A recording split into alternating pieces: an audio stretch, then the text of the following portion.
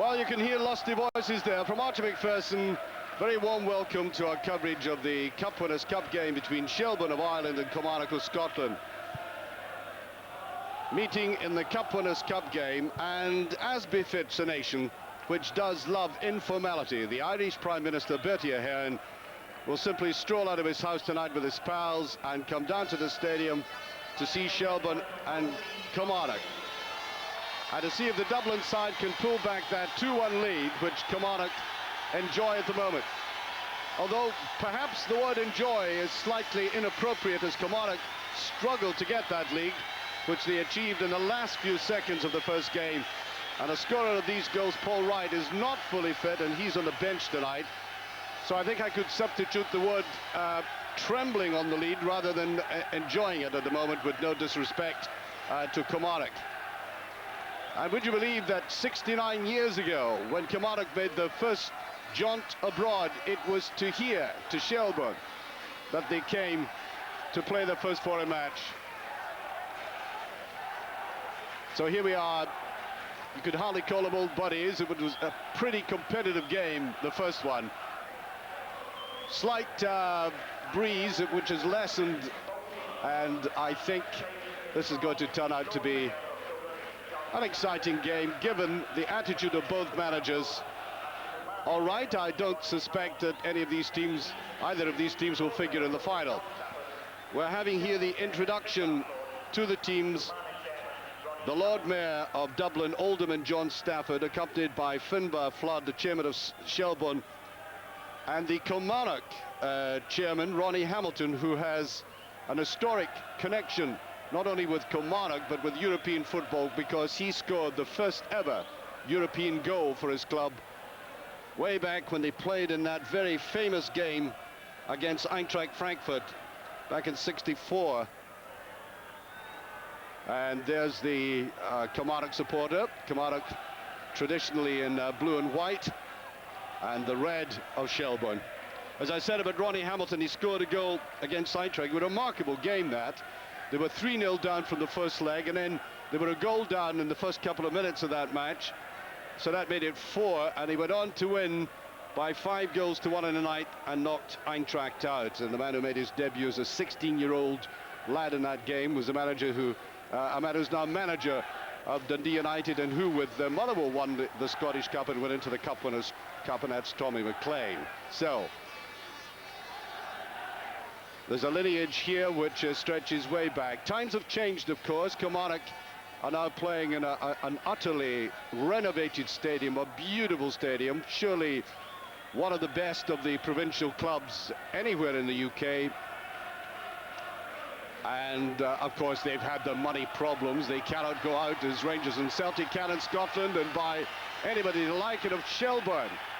They come from a nation now whose football in general has been rejuvenated, and you can mention one man for that, and of course I mean Jackie Charlton. The success of the national team has permeated right through to grassroots. The Republic of Ireland has been famous, of course, for I think I'm right in saying, the conflict at times between their national traditional games, Gaelic football and hurling. But I think a lot of fans have been wooed over to association football. There's the Shelbourne side, which is exactly the same as started a game against Kilmarnock in the first leg, and they played very well indeed. Kilmarnock had to pull back and get that winner very late on in the game, so it is very evenly balanced tonight.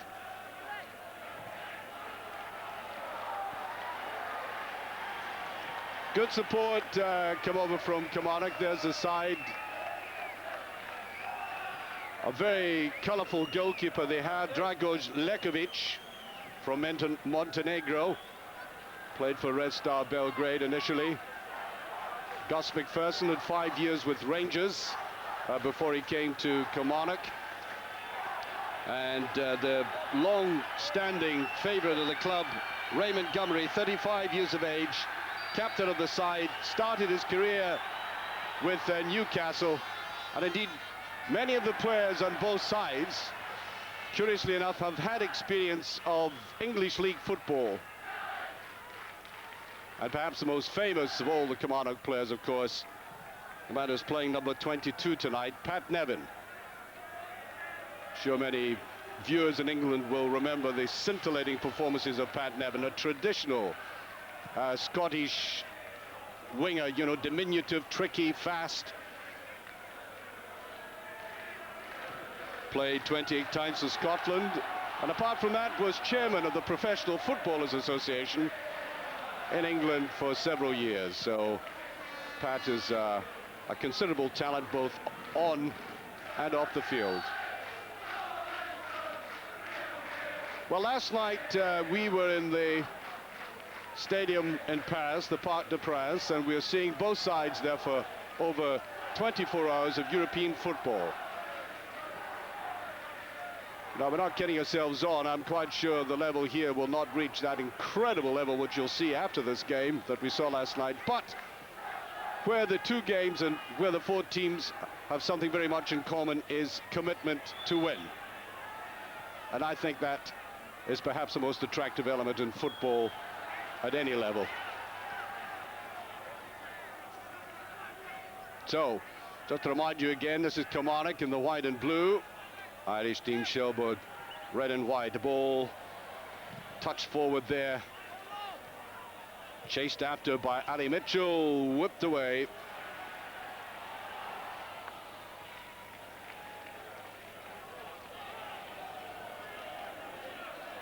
Well, Kilmarnock used to have a blue and white vertical stripe, but of course they've changed just to white and blue.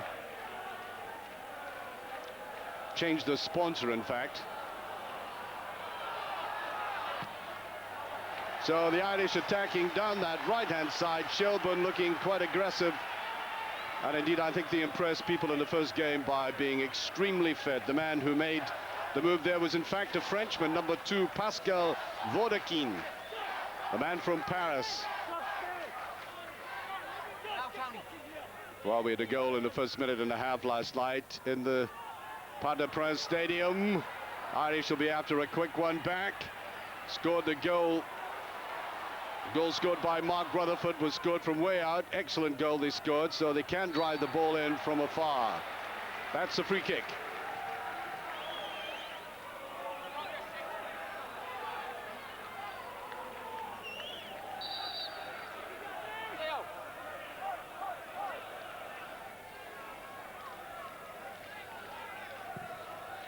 Hooked high in there, and then it comes, whipped away though. Well, Kilmarnock have been hemorrhaging goals in the past week in Scottish football, conceding 10 in all in a Coca-Cola and league game, so not the ideal preparation for a European tie, but I think there'll be a different kind of resolve altogether. Knocked round there by Gus McPherson, going away on that far side. There's a run forward, and the goalkeeper rightly committing himself.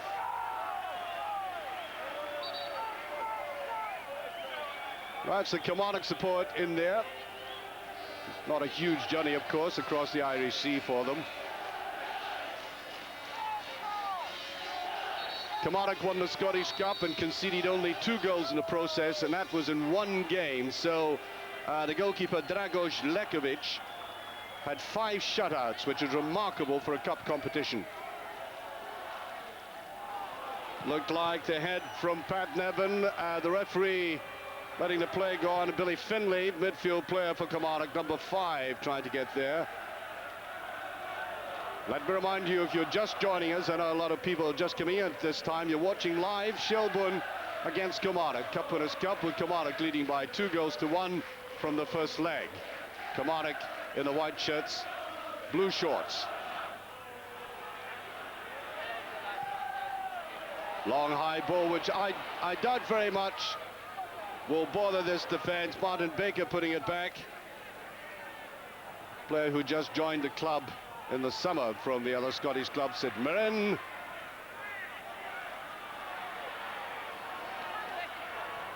Well, I certainly like the determined way that Jim McIntyre fought for that ball going forward.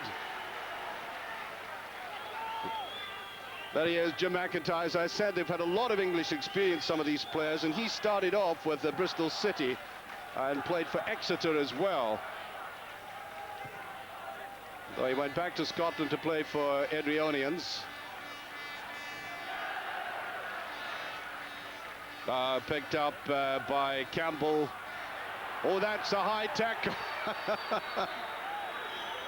Well, like a wheelbarrow race it turned out there as Mark Rutherford was chopped down.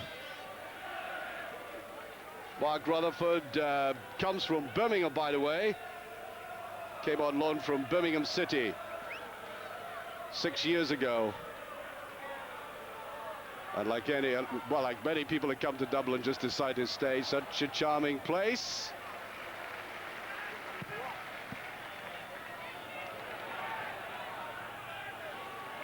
Well, that ball was partly wind-driven, and we will be having occasional showers. There's no question at all about that. Well, trying to put them off. Nice header there by Kevin McGowan. Kept his eye cleanly on the ball. Kevin McGowan, you watch him again, number 11 at the back, big tall player, local boy, one of the few local boys in this Ayrshire side. Headed away there by David Smith, playing in that right back position, on by the Frenchman Paul Vaudekin. Oh, and I think you can tell right away this is going to be a fair old physical battle.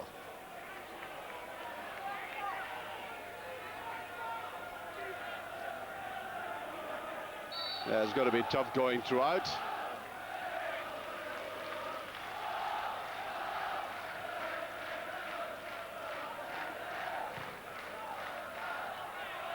Just a little bit obvious again, and that's not going to pay off at all. Well, sadly for Kilmarnock, Paul Wright, on his form, is one of the best goal scorers in Scottish football. And a club with limited resources anywhere, not least Scotland or Ireland, can ill afford to lose one of their significant players.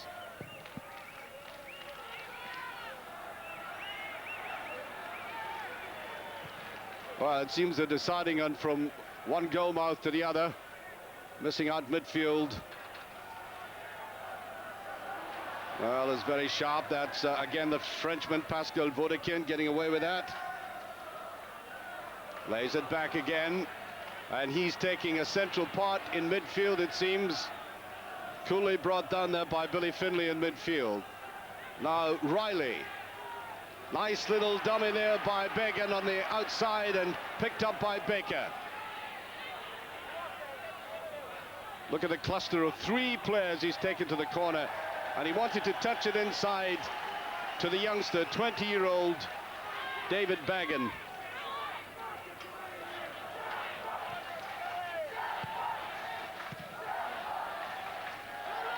Nobody running forward. That was another little dummy again.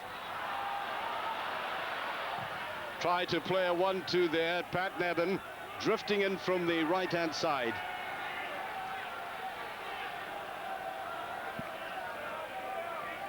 Well, just over 8 minutes gone.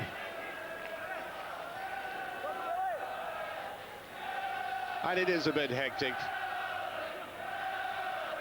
Now, Nevin is certainly the kind of player that can come inside and introduce subtlety into the play.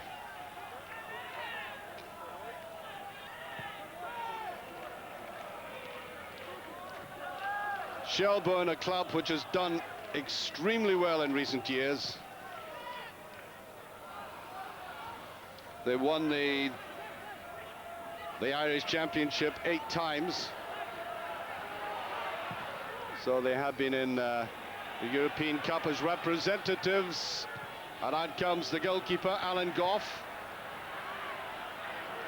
Hearing out after that. 5 times an under-21 cap. Here's Rutherford going again and wanted the ball played back to him. Cluster of Irish players, and I think offside.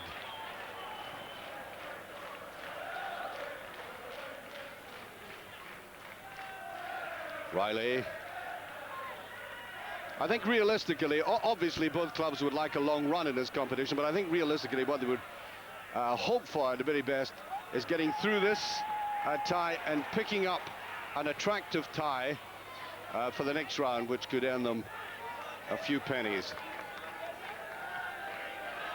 That's not damning with faint praise. I think it's being realistic, and I think both clubs realize that.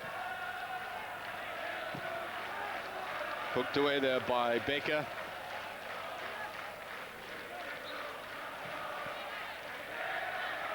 Well, if the game carries on like this, the team leading by 2 goals to 1 in aggregate, Kilmarnock, will be quite happy with it. They're not being put under any great pressure. Now, Kilmarnock have always been renowned for having a very enthusiastic support, the kind which lifted them to their famous victory. Now, that's a bit of ball. The Frenchman, on he goes, Vatican. First real test there, and nobody. Rutherford at the back there, a little bit slow to take advantage of that. I think the pace of the Irishman and the Frenchman on the right-hand side actually made him go too fast, too far, nobody in support. Here's Finlay. Plays right in the heart of midfield, Billy Finlay. McPherson putting that forward. That's a bit of ball down the outside. Good ball out there to Ali Mitchell. And good to see Mitchell coming back onto form. He was plagued by injury last season. 29 years of age. One of the loyal servants for the club. Been here at Kilmarnock for 6 seasons. Almost getting away with that. Good covering work by Rutherford again. He came back and defended well, and I think, well, for a moment I thought there might be a free kick there. All very tight down that left-hand corner.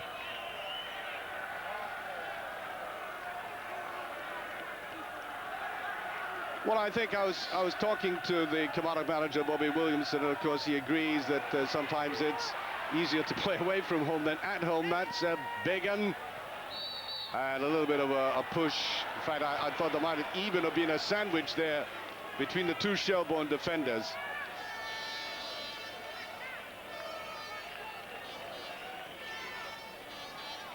Goalkeeper Alan Goff telling his players to get downfield. Well, the onus is on them, of course, and that could be a problem because I think in the first game they tended to play on the break. Mitchell trying to follow on after that. That ball played back there by Geoghegan. Well, the white boots there of Tony Sheridan trying to go through.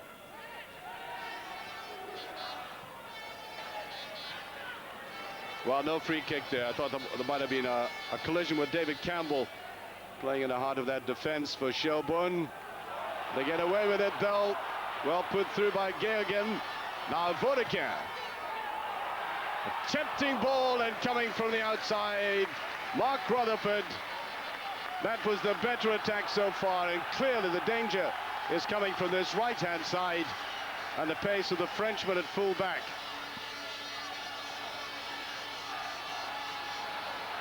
And so Kilmarnock trying to slow things down here, keep possession, get the balance again.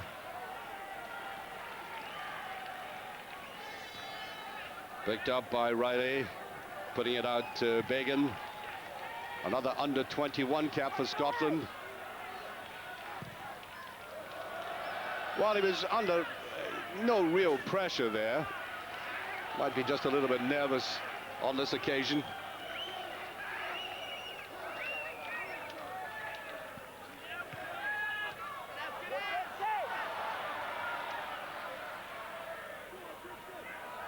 Held there by Geoghegan.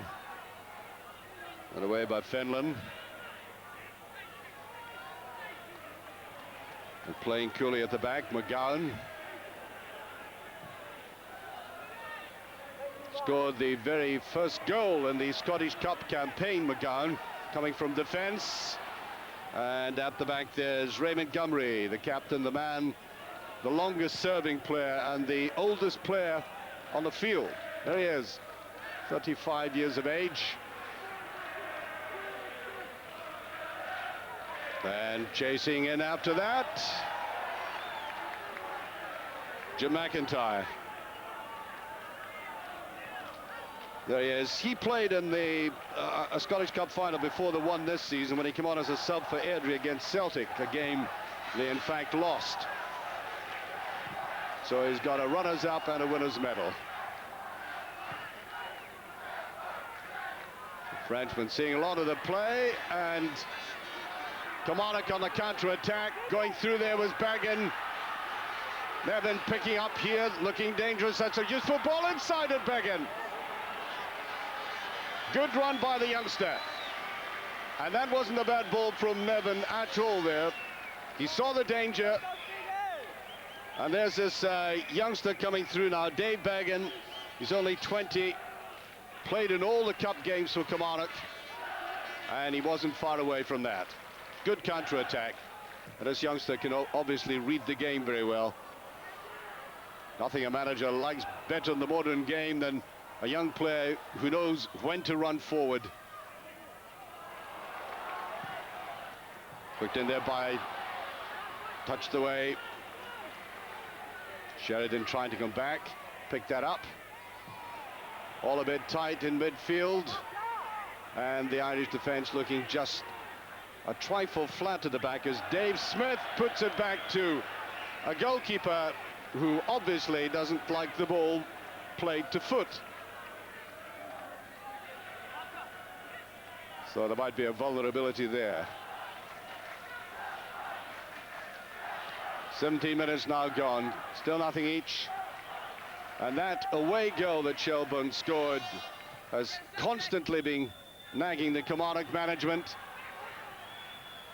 And I think they made it clear to the players that to win and go through, they will have to score themselves tonight. Free kick, good position for Kilmarnock this. And the man, David Campbell, right in the heart of the defence there, 27 years of age, organising his defence. And again, another player who's played in England. He played for Huddersfield Town. There you are. That's his back to his number 5 there. Organising the defence.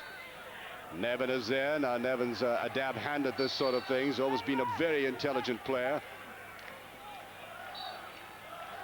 Great dribbler with a ball laid to the side, and the final shot there by McGowan. Well, I did say that he scored the first goal in the campaign that brought them the very long road to this when they played in the Scottish Cup, and I think he's useful at coming up with hard shots like that. Put forward by Sheridan. Gus McPherson on the right-hand side of defence. Another regular, hardly misses a game, McPherson. There he is on the ball now. And the Montenegrin goalkeeper certainly knows how to play the ball with his feet. Emphatic clearance.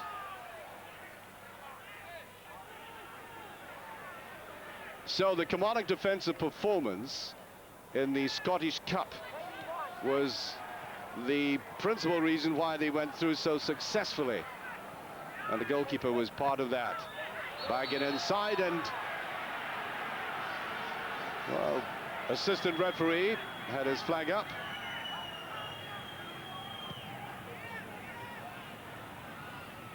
Easily being knocked back there. That time it was Ray Montgomery who came forward.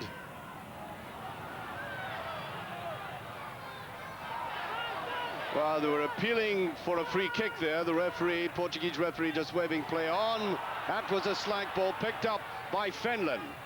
Now forward by Campbell. Cluster of players there, and eventually it goes way behind.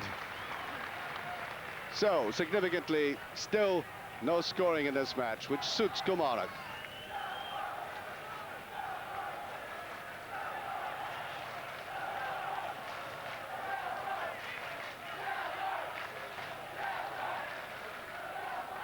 What you can see from that replay there, how wild the shot was. They don't look to have any poise in front of goal.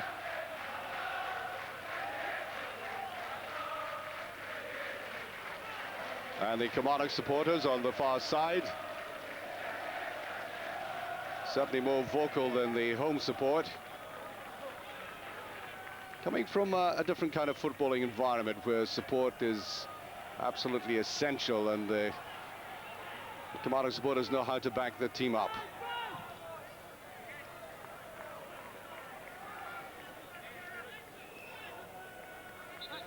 Well, I hope the cameraman stays up there. That vertiginous camera shot there, it's right up there with the pigeons.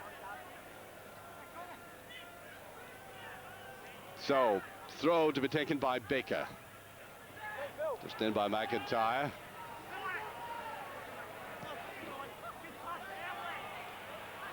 Play very scrappy and untidy in midfield at the moment.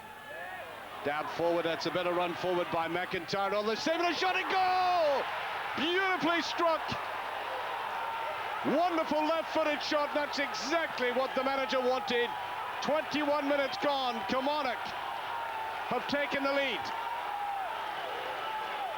And how vital it is to score away from home, especially when you're on a very slender lead, having conceded one. He controlled it well and drilled it in. As I said, he is the proud holder of a Winners' and a Losers' Cup medal from the Scottish Cup finals he's played in. And the goalkeeper had no chance. That's a vicious one for a goalkeeper, coming right across him. Let's look at him. It dipped and swerved, and perhaps, well, maybe a higher class goalkeeper would have got a touch over the bar, but nevertheless, beautifully struck.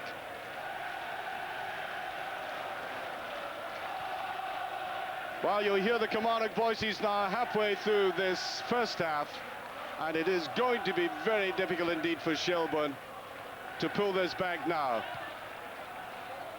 Although the spirit of the Irish will drive them on, I don't think I've ever seen an Irish team simply give up, and we know that in recent years at national level. Of course, at club level, they haven't been particularly renowned, to say the least, but they're always fighters in the best sense of the word. And the referee having to stop the play at the moment. Well, that's what any coach would try to plan in a game away from home. Just absorb a little bit of pressure, try to keep the ball off the opponents, get one man up front as they have been doing. Pat Nevins being tucked in behind, and hope for a quick busted goal. And so far it's worked out splendidly for Kilmarnock. Well, that's Desi Baker, not looking too happy at the moment. He's only a 19-year-old. He went up there with the taller man, 6'2", of the Montenegrin, Dagro Lekovic. There he is. He was on Manchester United's books as a youngster. But of course, Manchester United go through so many young lads. There's always some wastage and some disappointment. That's inevitable as Pat Nevin tried to come from the right-hand side. So number 8, Desi Baker for Shelbourne came into that category, but a good young player.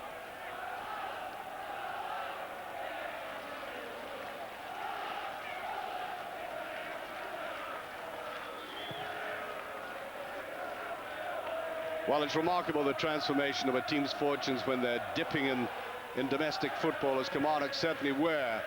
And then a new challenge comes along, and you need for a different kind of disciplined approach. And that's exactly what they've achieved tonight so far.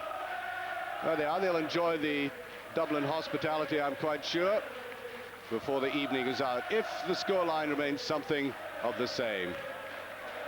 Number 4, Neville there, Mick Neville. Played for Derry City, of course. They played in the National League there and led this side to the national championship as well.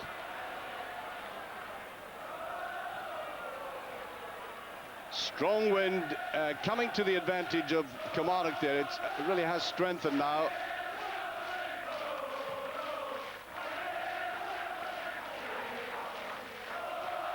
Well, the buoyant Kilmarnock supporters are really making the atmosphere now. That's not surprising. And coming back to defend Pat Nevin. Loads of experience at the age of 33, coming in, getting his defence sorted out. And I think the performance will be largely defensive now. Really, this team have got to score 3 goals now, and that's hovering there.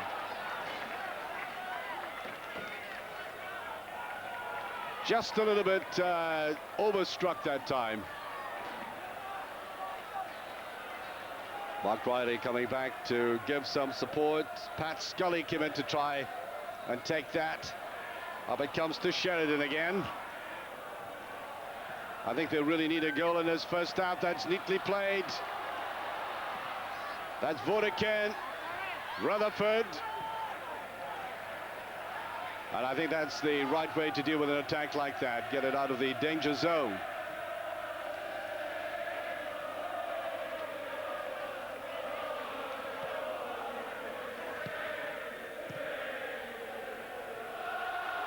Playing the ball about beautifully now. Sheridan gets an opening. The Kilmarnock defence suddenly disappeared there. But he's put too much work in the ball. And back they come now. I don't think Bobby Williamson would be at all happy with the way they were dragged out of position there, because this man, Pascal Vodeka, keeps busting forward. There he is again, a 29-year-old Frenchman, hails from Paris and came to Ireland for the first time to play for Derry City.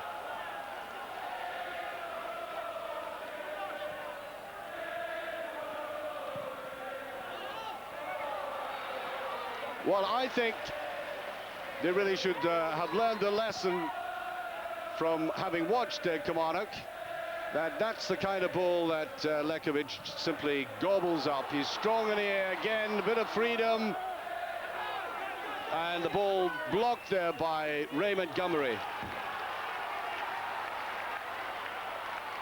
10 seasons with the club, still concentrating. Now here's Smith, played forward by Sheridan. Well, the home crowd not at all happy, getting slightly restless. Youngster tried to beat that forward, Bagan.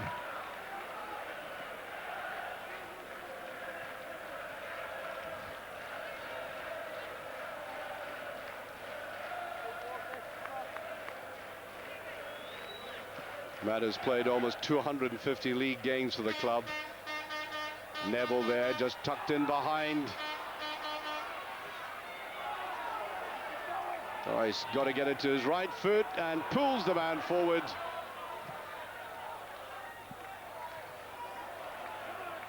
Well, the goalkeeper for Kilmarnock, Lekovic, has played with the rights of Mijatovic, whom we saw in the Spanish Super Cup final, scoring gloriously. He's been in at a Yugoslavian squad with him, and of course played for Red Star Belgrade. So he is adequately experienced for an occasion like this. If you're just joining us, Shelbourne against Kilmarnock in the Cup winners. And this time, Ray Montgomery taking no chances. The Frenchman comes up again, and Kilmarnock absorbing a little pressure, but there's always seemingly an extra defender to come across. That's good organisation. The break by Baker. Bagan.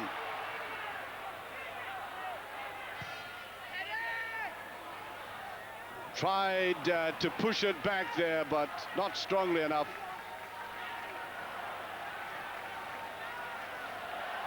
Mark Riley right in the middle of the field. He did very well to pick that up. Ex-Motherwell player.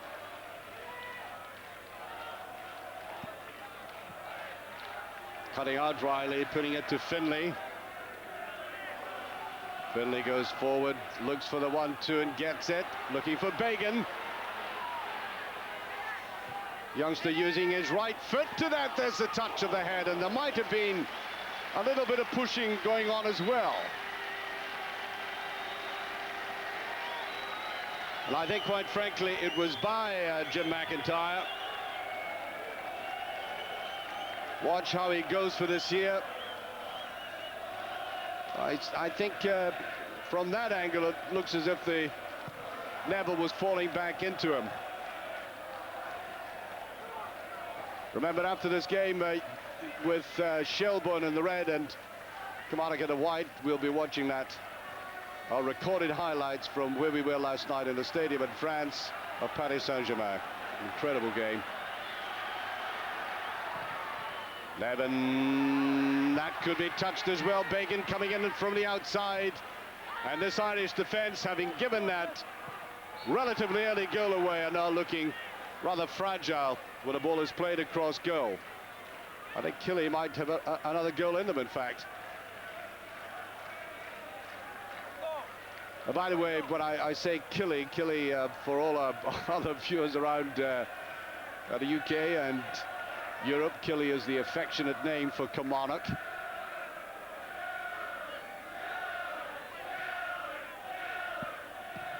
And you hear that name being chanted away in the background there. While each of his clearances have been out of play or just stayed in their backspin.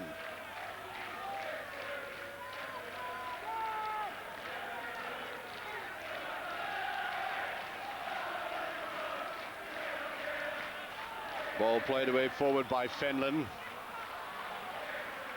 But too often the Irish are now being caught in midfield.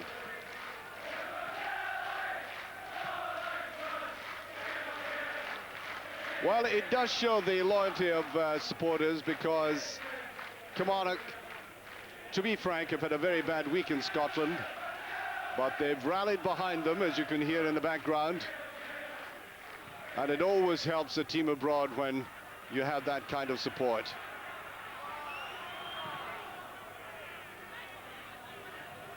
Strongly headed back by Finlay, playing rather defensively at the back of midfield. There's the pace, forward again. Desi Bacon, lovely ball inside. Up came Rutherford, one of the better moves. And I do think that Montgomery was very angry. I think it must have been with the assistant referee on the far side. He thought there might have been offside. Looking across, there he is, looking across at the assistant linesman. Certainly too much freedom given to Baker.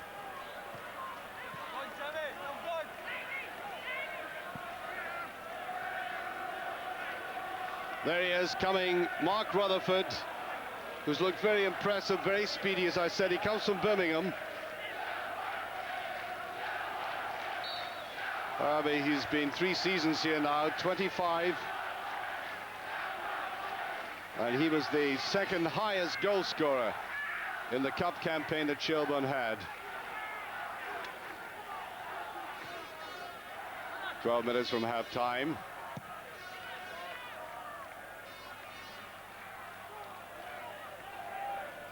Kilmarnock are not exactly easing the way through this game, but looking relatively comfortable.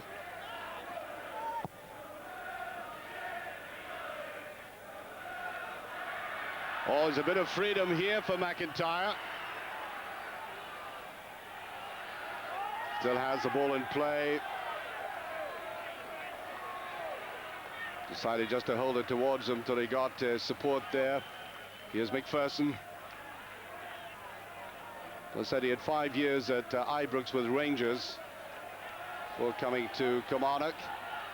Now Finlay. This is right, just I think intent in keeping possession. Well, that seemed like a fairly crunching tackle in midfield to me.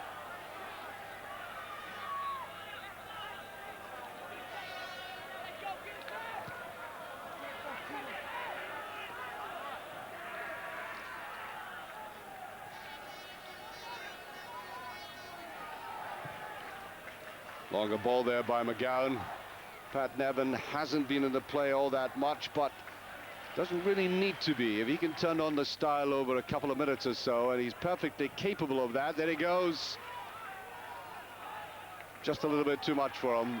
Nevin, a wonderful, a kind of, you know, when you watch them playing, a throwback to the old days when Scotland used to produce wonderful dribblers with the balls, small men, especially on the wing. Nevin, of course, went from Clyde to Chelsea, made his mark there.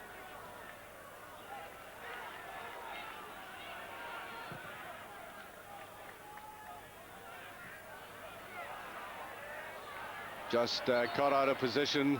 There's a neatness to the play of Desi Baker, I must admit, but I think Kilmarnock have appreciated the danger in advance and they're closing him down very quickly indeed. There he is, Desi Baker.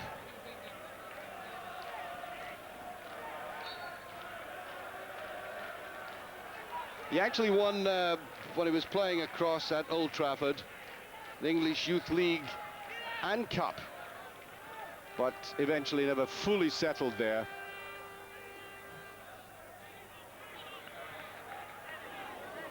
Straight through to Goff, and I'll tell you, that looked as if he just got it.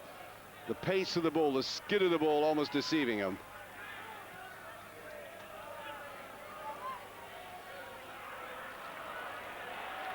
Attacked there by Nevin, that was more like him. Nicely picked up by Mitchell, who'd done all the running. They want to cut it back, and well read there. Campbell coming back just to nick it away from him. Kilmarnock still in attack. This is McPherson this time. Couldn't get enough loft in that all the same. Played out there by Riley. McPherson. I think another goal in this half would kill it. I don't think there's any doubt about that. Nevin, beautifully flicked to the outside. In he goes into the box. And too strong with that. Well, the ball, the wind kept the ball in play, in fact. Bagan got it back. And played rather too casually by Martin Baker. Now the break. Fenlon.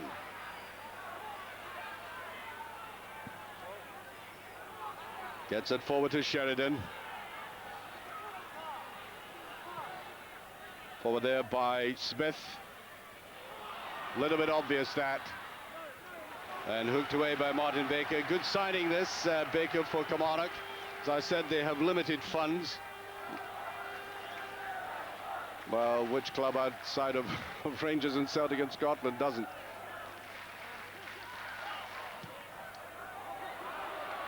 No, beyond Rutherford.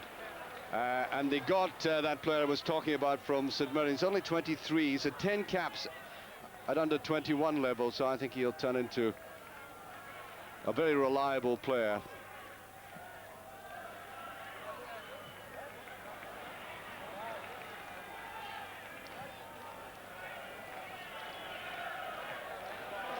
Well, Kilmarnock play in a league. It's not the Bundesliga and it's certainly not Serie A, but it has its own privations, and it's very difficult to stay in the Premier Division simply because it's, in my view, too small. The 10 was given away.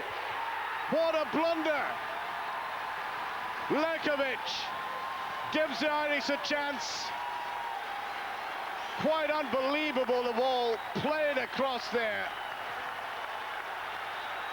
And the player we've been talking about, Desi Baker, puts him back in the hunt. This is dreadful. What on earth was he thinking about? And dragged out of goal, he was punished. And Shelbourne are back in it with about 5 minutes to go to half-time. I don't think Baker could credit it, but then he steadied himself and stuck it away.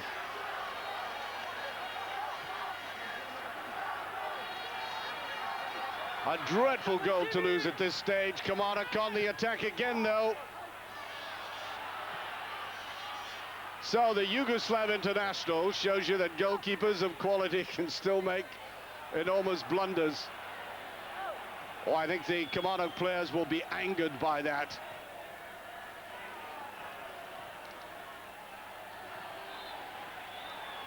They seem to be knocked. Well, I'm not sure if they'll be knocked off the balance, but one thing is, the Irish are not going to look a gift horse in the mouth.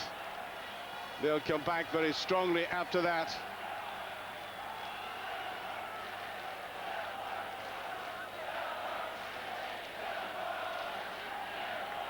Well, you had a glimpse of the players there, and they can hardly credit what's happened. They were playing comfortably, well within themselves, in fact.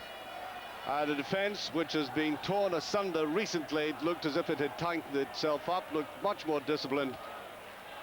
And then suddenly, such a goal as would make the goalkeeper want the earth to open up and swallow him. Well, he's still there. Now he'll have to redeem himself, because I'm quite sure as these Shelbourne supporters have been given a new lease of life. The gentleman I'm talking about, Dragojev Lekovic, will now be put under pressure.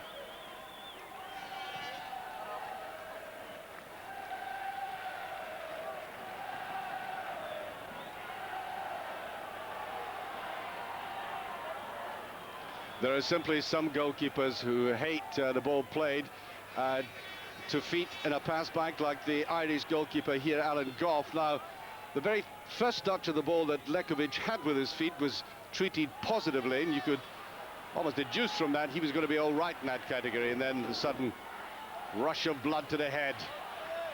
There's a final tussle going on here between David Smith in the red shirt for Shelbourne and the youngster, Dave Bagan.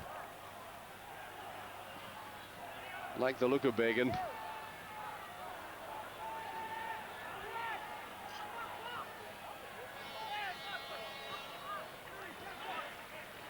Ball just gone out though. Goal kick.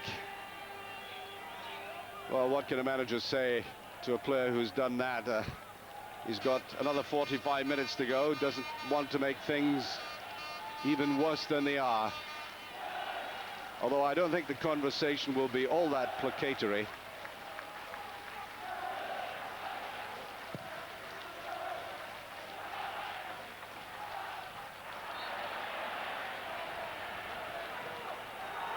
Well, they've given too much open again. Baker going in, and who's coming from the far side?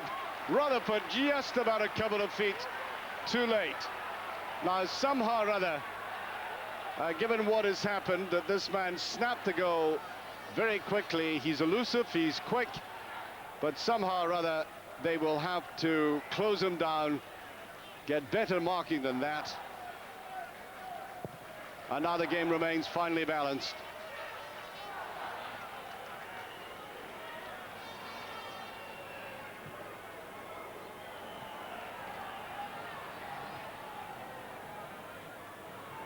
Flicked on by Bagan.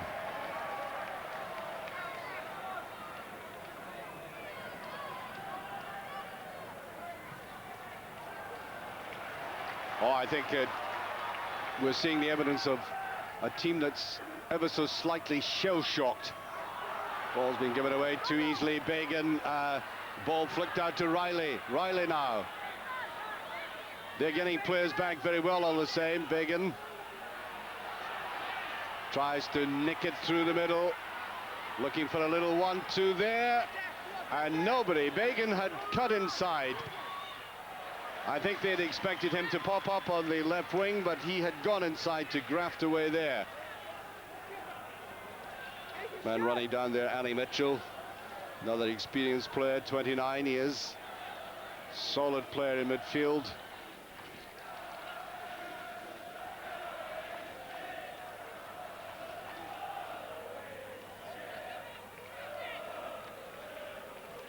So goal kick. Well, having presented him with that gift, this game could go anyway now. However, the consolation for Kilmarnock is they have scored an away goal. Free kick. Portuguese referee right on top of that.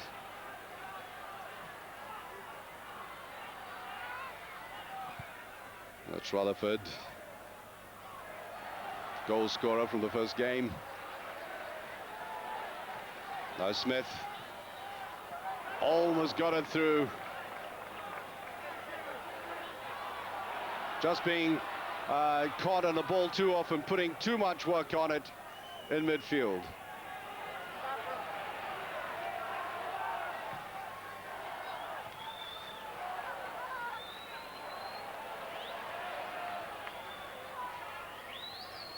Bagan sticking to this left wing.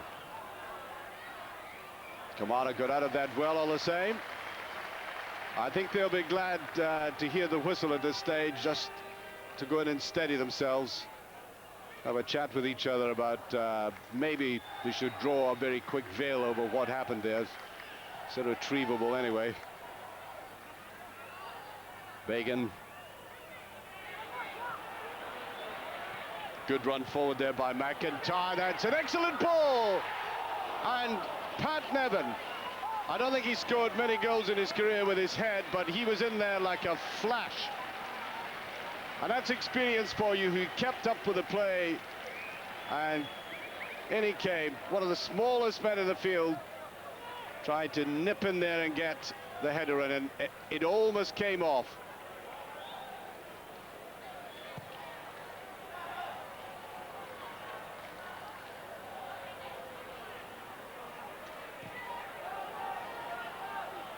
Rain lashing down at the moment as this turned out by Bagan. Conditions quite tricky there, and I think the surface will be greasy. Although absolutely no excuse for what happened to Lekovic. Really is a bit of a thunderstorm at the moment. That's neatly brought down there by Mitchell. Played wide, Bagan again. Back to that right foot, and Neville coming forward. That's all he could do. As the rain is so intense, people now trying to get under cover. Neat little stadium this, excellent pitch. And quite apart from the occasional cloudburst, the conditions couldn't be better. That gives you an idea of what they have to face up to.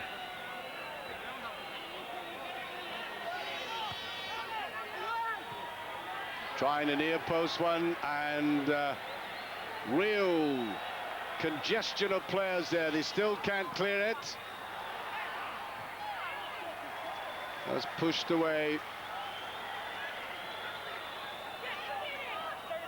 Well into stoppage time. Well, I think the dignitaries, who I said the Prime Minister of the country, the Lord Mayor, are getting a right soaking across there as the half-time whistle goes. So it's one each in a very wet Dublin. And here, my Irish friends telling me it never rains in Dublin. Well, there we are. And it something of a thunderclap for Kilmarnock in that dreadful lapse by Lekovic, which gave them the equaliser. Score at half-time, one each.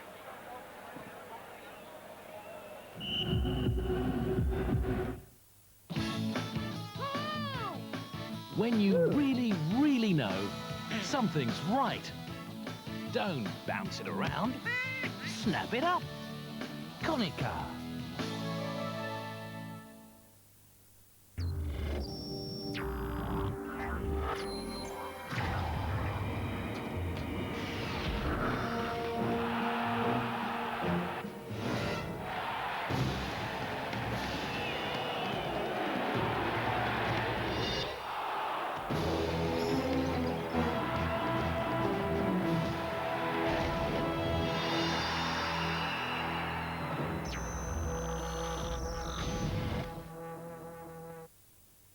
Excuse me, think your regular razor shaves as well as his Gillette Sensor XL?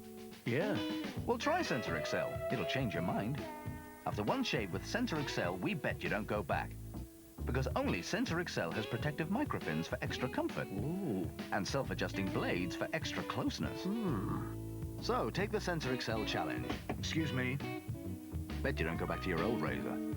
Hey, I want my Sensor XL back. Hey.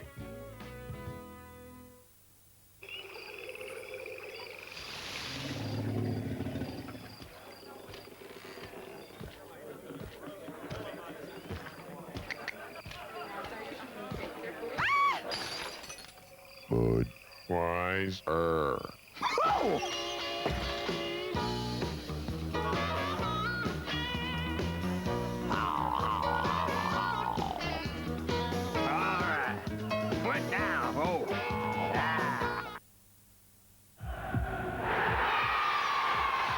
The motorcycling world is paying homage to Mick Doohan, 500cc champion for the 4th year running.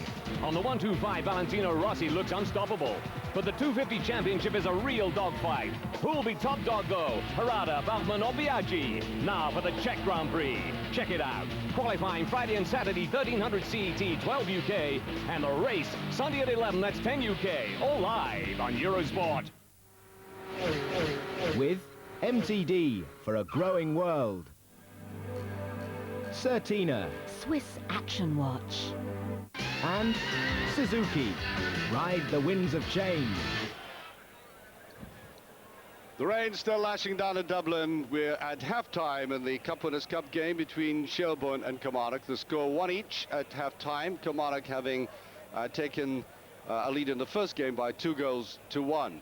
An astonishing equaliser for the Irish after that early goal by Kilmarnock and a lapse of attention by Lekovic, giving them a leeway there. So 1 each at half-time. We'll be back to see the second half live. Meanwhile, we're going to have a look at Sports Centre, introduced tonight by Simon Barlow.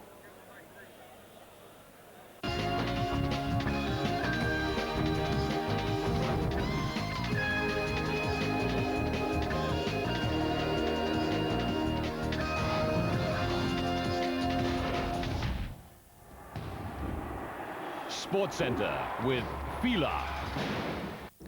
France are running away with the honours at the World Track Cycling Championships in Perth, Australia. They won their second gold medal of the championships this afternoon. It came in the team speed event, the Olympic sprint, and the team of Vincent Leclerc, Florian Rousseau and Arnaud Tournon just under a second and a half faster than Germany. The bronze medal was for Australia. Olympic silver medalist Philippe Ermenot then gave France their third gold medal. It came when he won the 4-kilometre pursuit. Ermenot, an impressive winner as well, over the Russian Alexei Markov. He came in more than 4 seconds ahead of his rival in the final. That was Ermenot's first individual world title.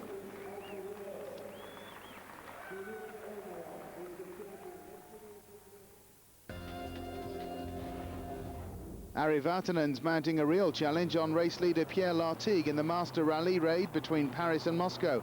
Vartanen won this afternoon's 5th stage at Chardzu in Turkmenistan, 1 minute and 50 seconds ahead of fellow Citroën driver Lartigue, whose overall lead is now just 1 minute and 13 seconds around the halfway point in the race.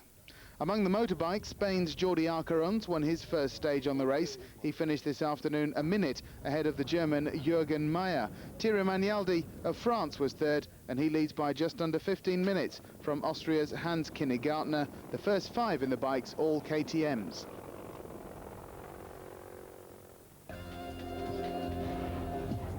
A few results already in from the preliminary round of the Cup Winners' Cup. Through goes Slovan Bratislava. The Croats of Zagreb have their place in the first round proper, as do the Armenians of Yerevan, despite losing this evening. Tomorrow midday in Geneva, the draw for all 3 competitions. European Footballer of the Year Matthias Sammer will resume training next Monday. It'll be several weeks before he plays again.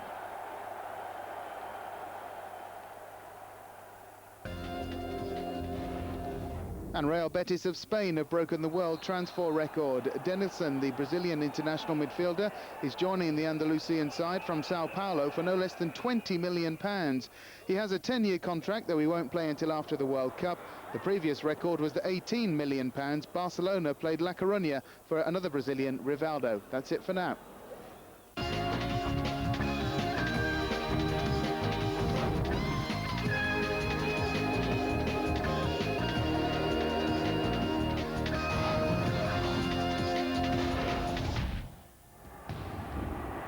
Sports Centre with Fila.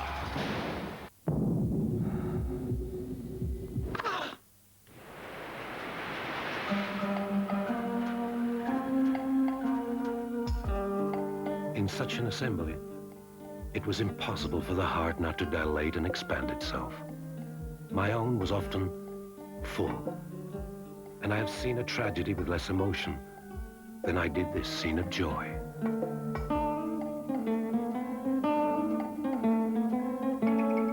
Sicily, tourism, culture, and nature.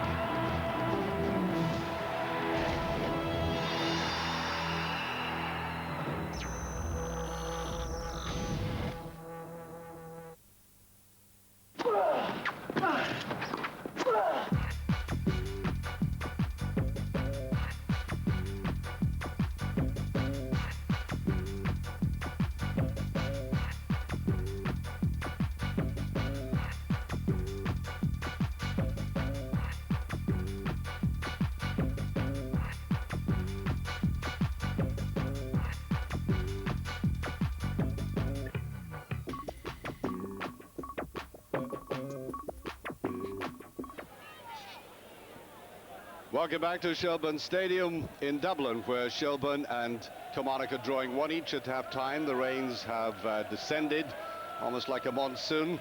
And as I said just before we went for our first break, almost a thunderclap that broke over Kilmarnock when they gifted an equaliser, snapped up by Desi Baker just before the end of the first half, after a wonderful strike by Jim McIntyre. One each on the night, 3-2 still an aggregate to Killy. We'll be back in a moment.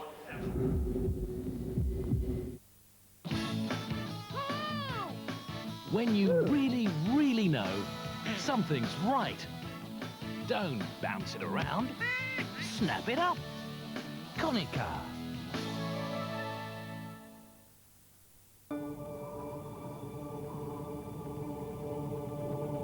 We move because we hate the idea of standing still. We create because we need something new in our lives. We take the next step because we want to rise above. This is our mission. This is our passion. Daewoo. Excuse me, think your regular razor shaves as well as his Gillette Sensor Excel? Yeah. Well, try Sensor Excel. It'll change your mind. After one shave with Sensor Excel, we bet you don't go back. Because only Sensor Excel has protective micropins for extra comfort. Ooh. And self-adjusting blades for extra closeness. So, take the Sensor Excel challenge. Excuse me. Bet you don't go back to your old razor. Hey, I want my Sensor Excel back. Hey!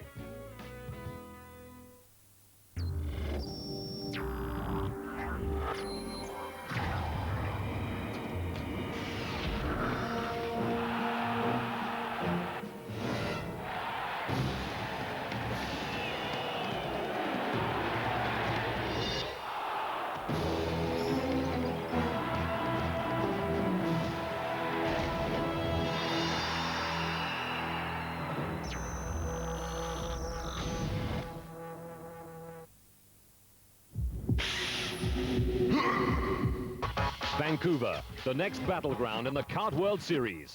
In the last contest in Wisconsin, they were spinning in the rain. Not Alex Zanardi, though. He outpitted Mark Blundell to win again and tighten his grip on the championship. But it's not over yet. The Grand Prix, Sunday 2300, that's 2200 UK, live on Eurosport. With Husqvarna, Forest and Garden Products. And Valvoline Motor Oil.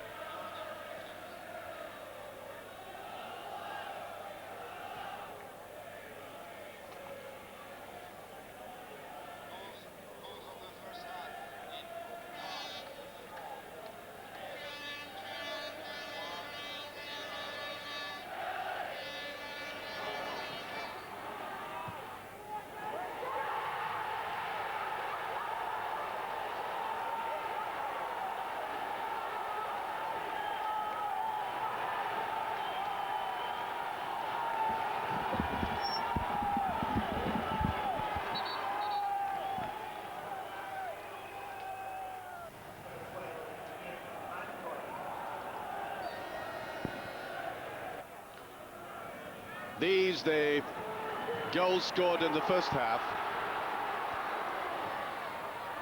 Ball played inside there. And Irish fighting back after that glorious strike by McIntyre.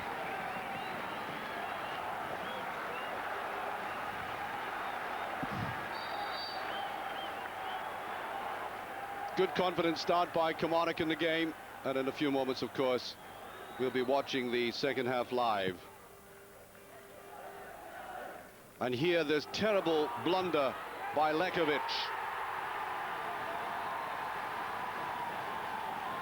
And in stepped Desi Baker to notch the equaliser.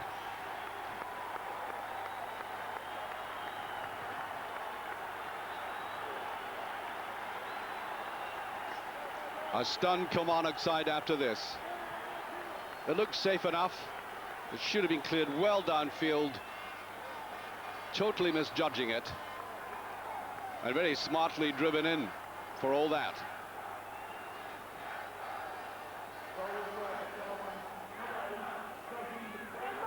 Well, the youngster who started off with Manchester United and didn't quite make it, showing how sharp he can be in front of goal. Kilmarnock still coming forward as the heavens began to open and the heavy rain started to come down.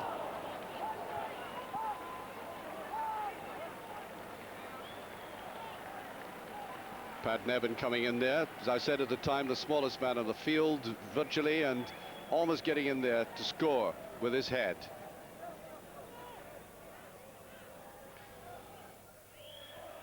And I welcome back to a live coverage of the second half. The scores still 1 each, and of course Kilmarnock still leading on aggregate by 3 goals to 2. And I'm sure Shelbourne inspired by that goal.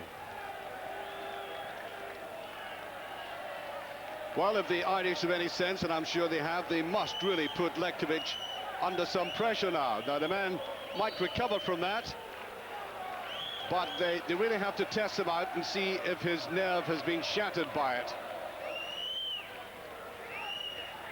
That was the rather tentative head back there that time. Good first 25 minutes for Kilmarnock, which inspired the very voluble support here. Played across there by Riley. The ball worked very hard in midfield.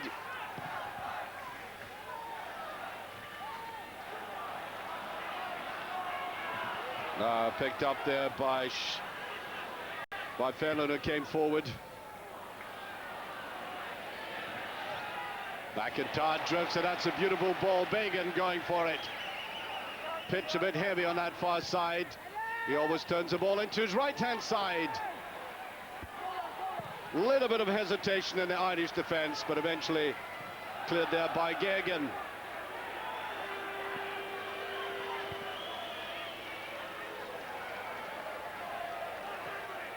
Well, Kilmarnock have performed 1 or 2 miracles in Europe in the past. That marvellous victory they had over Eintracht Frankfurt. Then they held Real Madrid to 2-0 in the European Cup in the first leg, rather taken apart in the second leg, but a very good performance in the first. So they have something of a heritage. Here's Pat Nevin.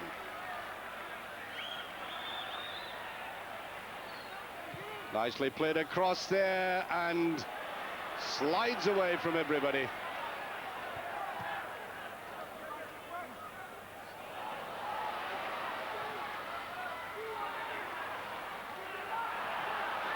Well, both sides giving the ball away far too easily. McIntyre tried to nick that forward, seeing the space. Sheridan. That'll be a free kick. The man going down there, Tony Sheridan. So, this will be taken by Fenlon as the captain goes forward. Mick Neville. An early go here now. There's the test. A greasy ball, and Lekovic gets up to it very well. Bagan. Good tackling that by Neville. Saw the danger. Really is very quick.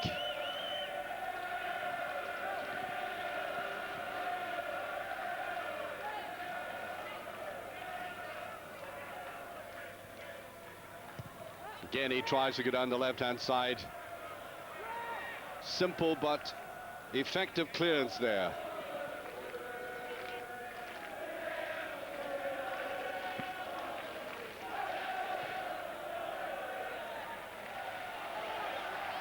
Want to take that very quickly. And it really is the Irish side who have to make the running in this. They're still trailing on aggregate. And the important thing for Kilmarnock is they have scored that away goal, but they can't afford to give the ball away like that. Well, Gus McPherson making a terrible error again in defence. Rutherford tries to go forward, and that's just touched away. Shot at goal, just wide. And the Irish putting Kilmarnock under pressure immediately. David Campbell picked that up very well. Not an easy ball to take coming across his body. Scored a very important goal in the semi-final. Here he comes. Took it on the half drop and away it went. And at the moment it's looking promising for Shelbourne.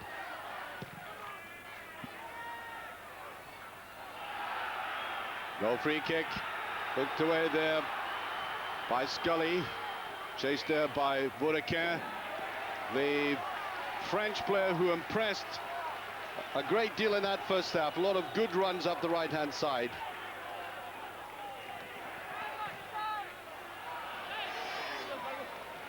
Taken there by Lekovic confidently. Lekovic has been 3 years with the club now, and nobody running forward for Kilmarnock, just too far beyond Jim McIntyre.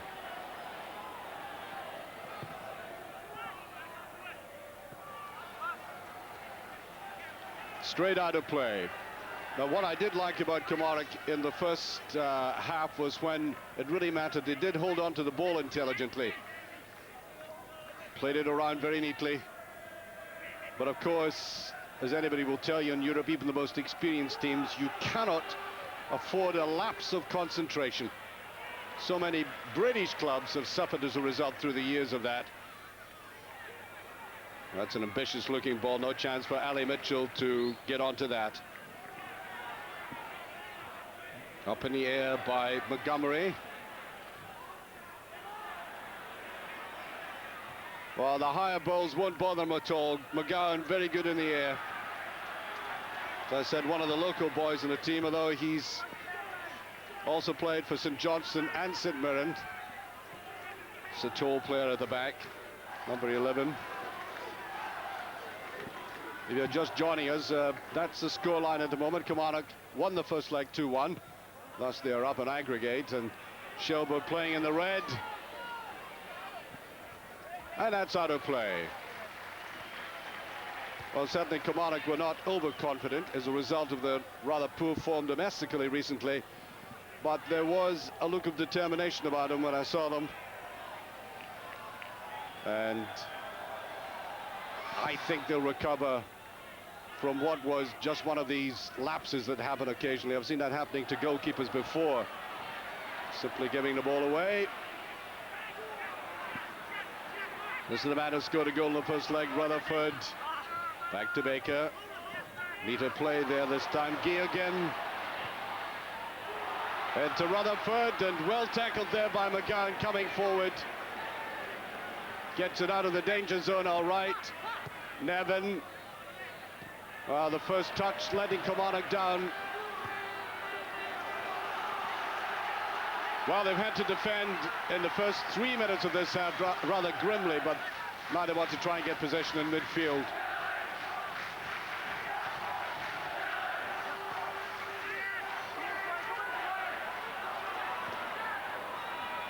At least they're fighting hard. Way now at far side is Bourdaquin again, and that's a wasted ball forward.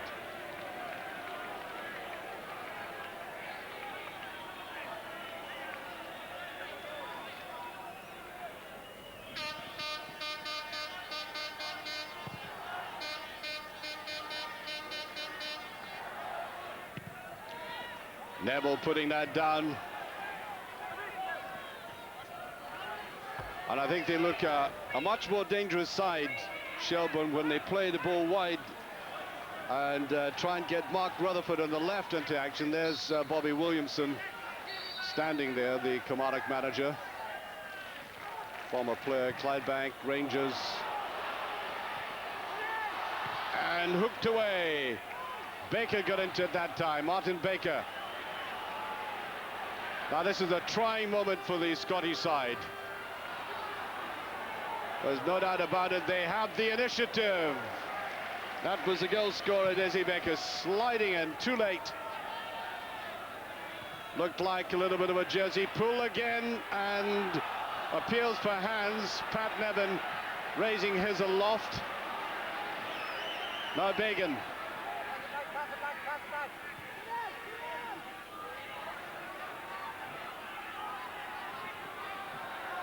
Riley just taking his time about it. Over to Finlay. As I said, he was playing mostly defensively. Gus McPherson a little bit too strong, that. Now their covering has improved in this half as Pat Scully takes that away. Not a bad ball, and he's looking dangerous, is he not? The little man who started with Manchester United, and it might have been a tiny deflection. What's the referee given? Now he's given the goal kick. I think Baker is claiming there was a deflection here. He is the danger man. Well, difficult to tell from that angle. But he was given far too much latitude in the last 20 minutes of the game. They really have to put him in the hip pocket.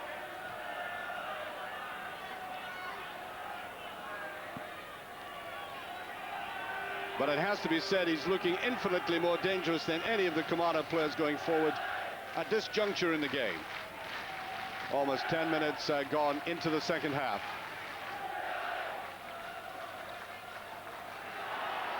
Now, played this out of Campbell with a rather ambitious and optimistic shot at goal. That won't bother the Kilmarnock defence at all if they start to play like that.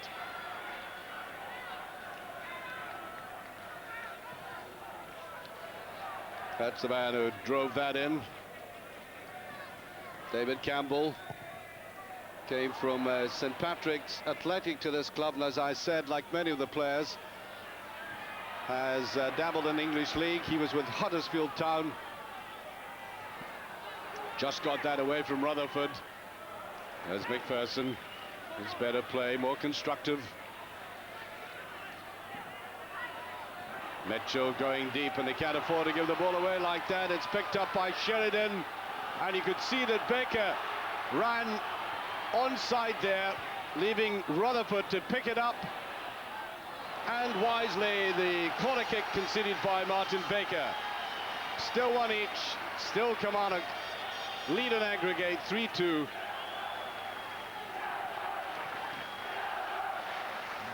And away across to the far side for the corner kick. Up comes Vodeka. Headed across.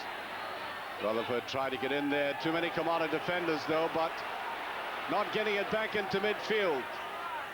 Here's Sheridan again. Kilmarnock living very dangerously.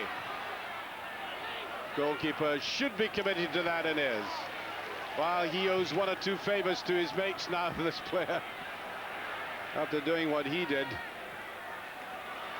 These things are inexplicable, of course. They just happen in a football match. Almost got that ball through to McIntyre. Well tucked away there by Vodeka. Fenlon trying and long, and that was a difficult one because it did touch the ground before it reached Lekovic. And he did very well to get his body behind it. Look at the touch there. That's technically a very sound save indeed, and a very timely one by the goalkeeper.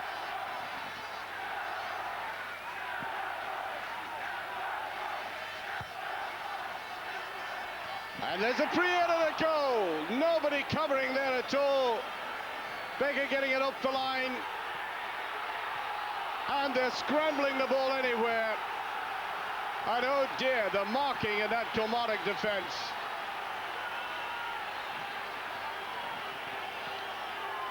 Ball coming across, and watch the header, the free header at goal.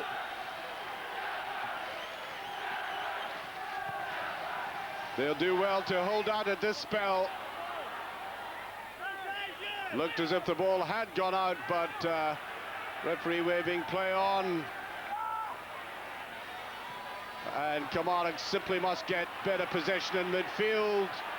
Oh dear, that's a poor pass forward. No chance of McIntyre fastening onto that.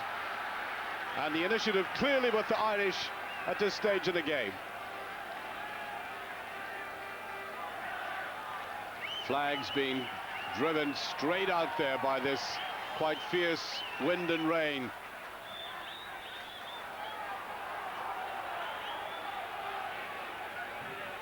McIntyre. Big on the outside, and he was offside.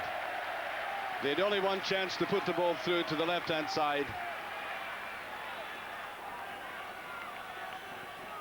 I was talking about Kilmarnock's past and the very impressive victories they've had in European games.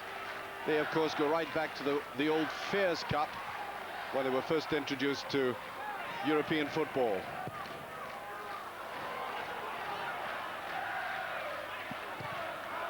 Well, Baker, it may look a very wild shot, but the least you can say about that is that he was in there. Very sharp indeed. Kamara not making any contact at the moment. Looking quite disorganized, and somehow they have to get to grips with themselves. Irish thinking of making a substitution. Well, this Kilmarnock side is simply putting the ball, longer balls forward, more in hope than anything else. And that cohesion they showed in the first half seems to be slipped away from them. They're battling away all right, but there's no shape to them.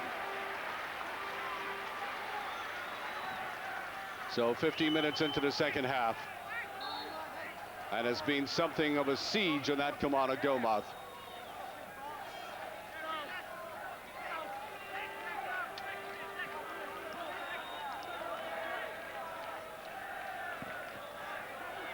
Just touched away from Pat Nevin there, and Nevin, I'm quite sure, will want the ball held a little bit more by players in midfield and try to get back to that neat passing game that they showed in the first half.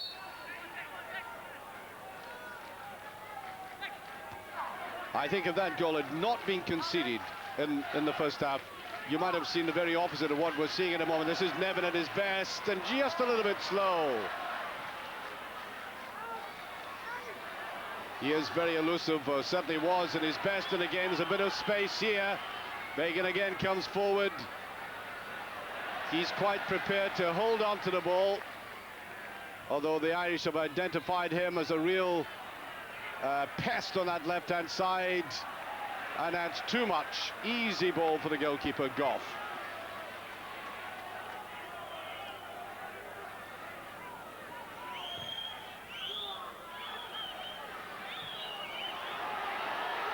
A little bit of slip there.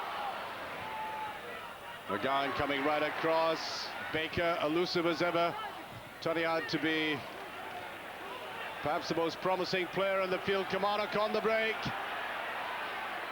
Driving forward, Alan Mitchell. Bagan.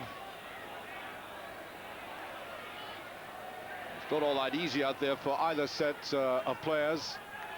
Conditions being what they are. Ball just held up, and the goalkeeper being put under pressure. There's the shot and goal, and driven away by Goff. I think hand and knee got to it there. Real chance that for Kilmarnock. Nicely, beautifully held, in fact, there by McIntyre, and he's brought down. Nice control, first touch. And that's how they got rid of it. Now here was the chance coming up, and eventually just at the back of the goalkeeper, it was in fact David Smith who made that clearance. So, to the side it goes, and that is not the best free kick I've ever seen. Well, they won't be happy with taking it like that.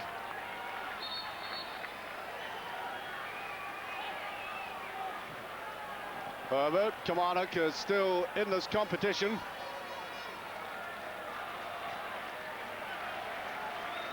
I think we're about to have a substitution.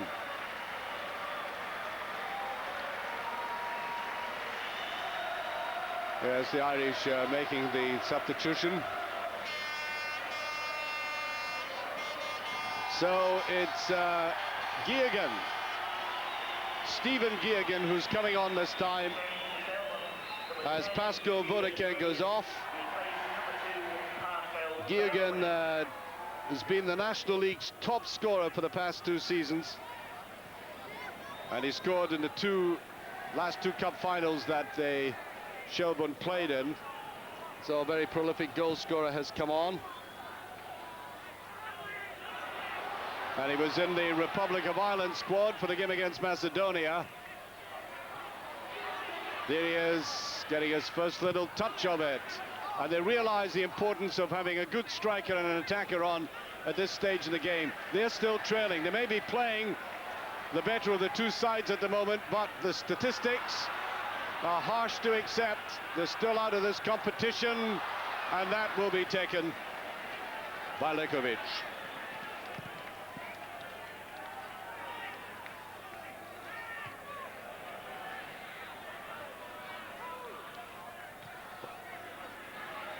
Well, judging from these tackles and the way the ball is being bashed around out there, you could describe this as a very hard physical battle.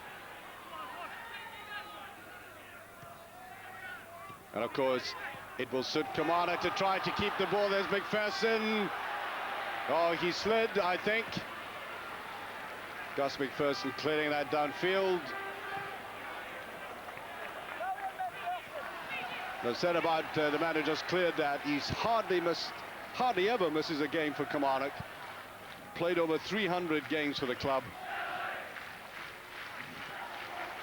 And that's number 5, Billy Finlay, by the way. Started off with Hibernian in Edinburgh before he came to Kilmarnock.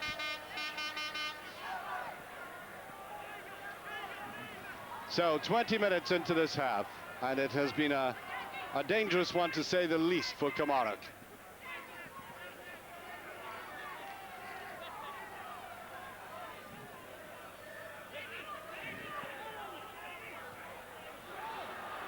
Just seems to be a bit more bite and drive about Shelbourne in the midfield. You can see the way they went to win possession there. On by McPherson. That's taken away to Nevin. Now, apart from anything else, Nevin has the experience to be talking to the players out there. He knows exactly what he's doing. Played for Chelsea, Everton, then on to Tranmere, and back up to Scotland.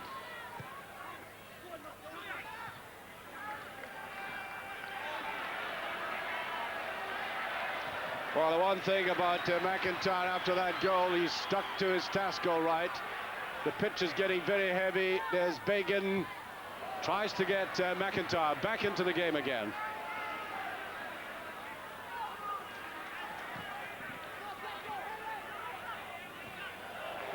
Nevin won't get that ball. I know he came up for a header in the first half, but the ball has got to be played to Nevin's foot.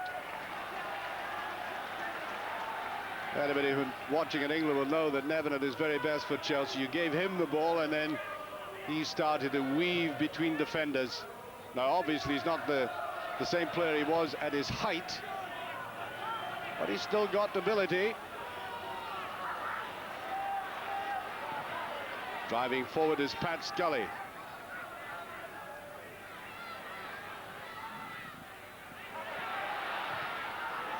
Well, the shooting, I suppose, thankfully, Kilmarnock has been very wild indeed.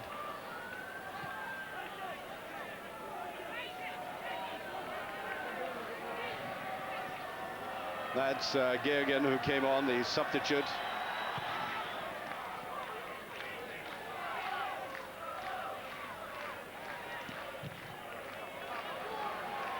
Almost an up and under. McPherson did well to give his eye on that. There's Nevin.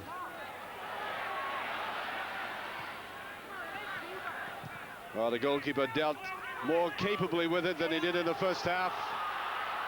McPherson back there. And at least it was to the right-hand side of Lekovic. He doesn't like the ball played to the left. And a free kick, I think. Free kick to Kilmarnock. As Fenlon. Pat Fenlon also played for Chelsea, by the way, one of the others with the English connection. Look at the way the wind held the ball. Geoghegan away with it.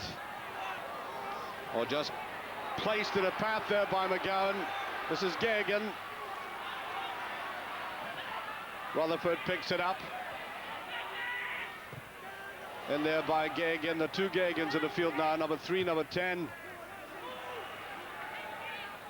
That's good control. He's had a very good game left on his own greatly and gives the ball away. Couldn't judge what the pitch was like there. It's good play by Nevin. McIntyre with it. He needed a little bit of support in there as well. Kilmarnock still on the attack, and that's a difficult ball for Gough to take. Got his body right behind that. Now, this man shouldn't be left on a 1-on-1. Certainly from a Kilmarnock point of view.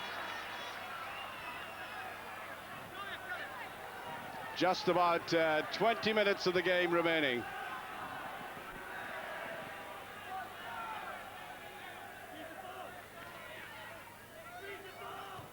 Baker.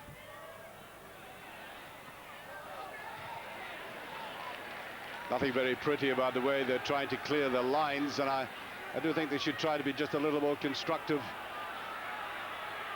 By the law of averages and the rate of possession, they're putting themselves into danger every time the ball is simply given away to the red shirts of Shelbourne.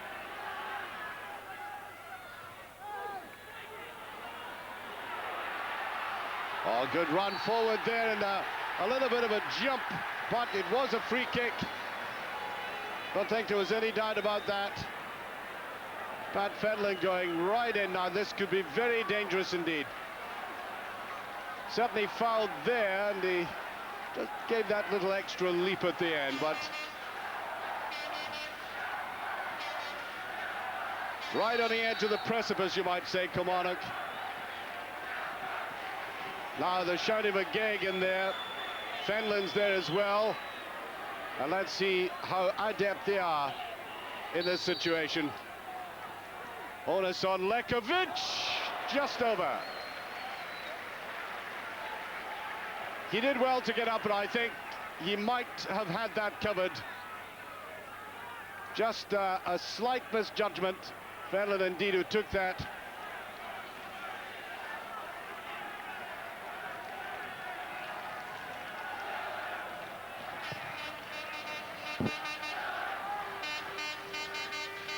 Only solitary attacking now by Kilmarnock. But they cannot allow themselves to be defending across their 18-yard line. Got to push forward a bit more.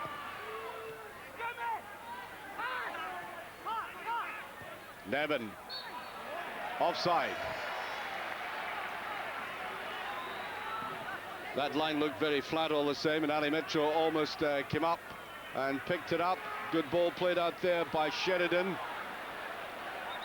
And the ball given away. Taking that, Martin Baker.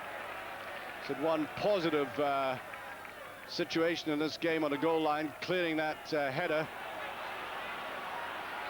Campbell, he's got a fair dig. Forward by Gagan. Well, if they can play coolly like that, it does bring about touches of inspiration. They're just playing a little bit of football in conditions and in an atmosphere perhaps not conducive to subtlety, but little touches like that show they can still knock the ball around intelligently.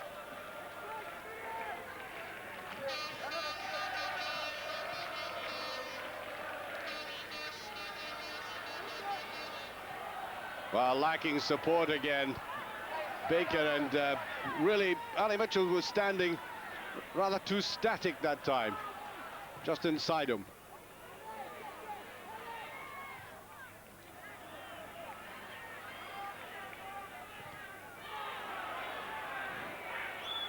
Riley beavered away at the back of midfield for Kilmarnock, and Pat Nevin, having wandered away across to the far side from right to left, trying to introduce a little touch of the unexpected, just vary the play a little.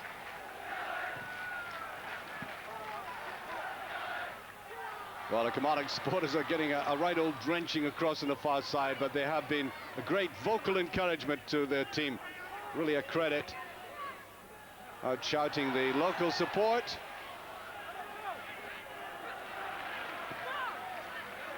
Well, a desperate clearance there with Mitchell. He had possession.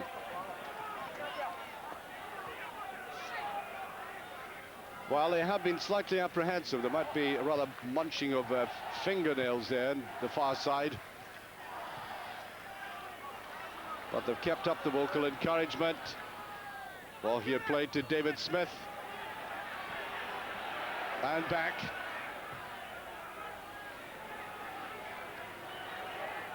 Just touched away there from Sheridan.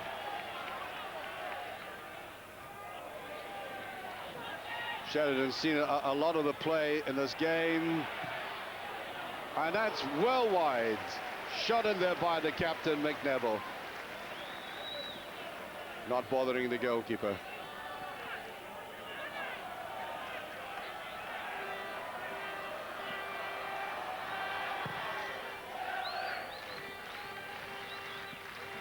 "15 minutes remaining. Killy still leading on aggregate. Another goal by Shelbourne, and this game could go into extra time.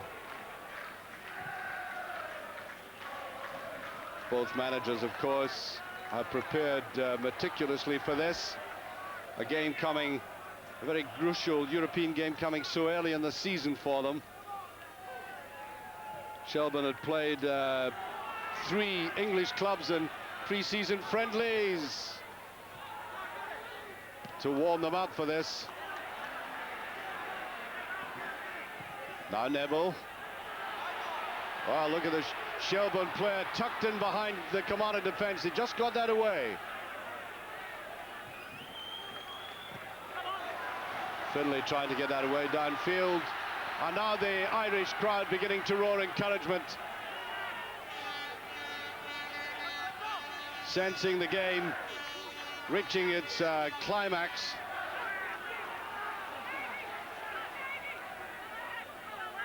But the pattern has been the same right from the start, with the Shelbourne team pressing forward, almost parked in the Kilmarnock half, and the number 12 there, Jim McIntyre, plying a lone roll up front virtually, and doing it very well, holding on to the ball exceptionally well. Lays it off neatly, but midfield hasn't been coming up quickly enough to give them support in the second half. It was so different in the first.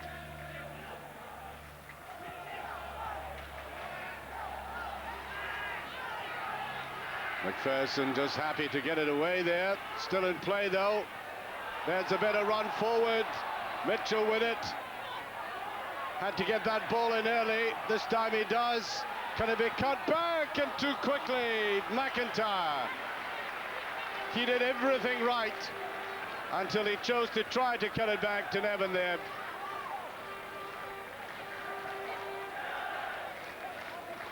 Well, when you make that run like that and there's so many players around you, the final pass has got to be very precise. Although credit to Geoghegan for getting back very quickly, cutting that off. Nevin wants his ball to hold on to it. Well, Pat Nevin is obviously not as fit as he used to be. The sparkle has faded somewhat, but he is, on a night like this, the kind of player who could suddenly turn it on for 2 or 3 minutes.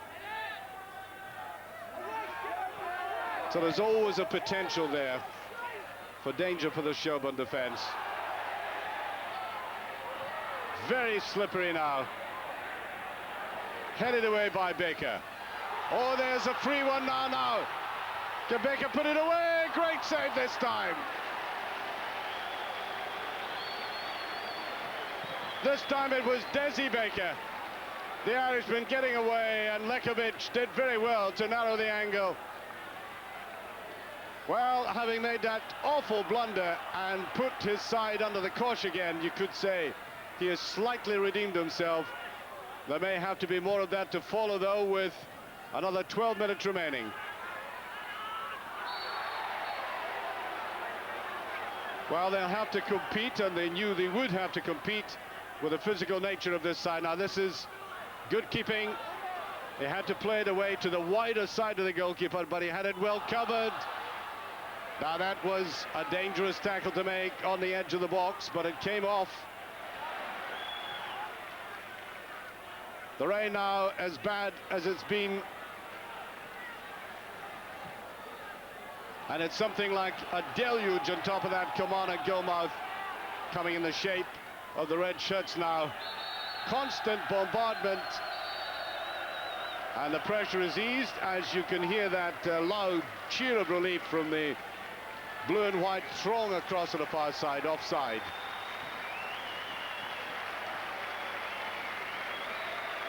Another substitution. Kind of last throw of the dice here is number 15, Tony McCarthy, comes on. Again, he's had experience in English football with Colchester and Millwall. So we've got a lot of players whose motto might have been, have boots will travel. Good seasoned professionals playing at this level. And playing in abysmal conditions with the onus still on the Irish to make the running and save this tie.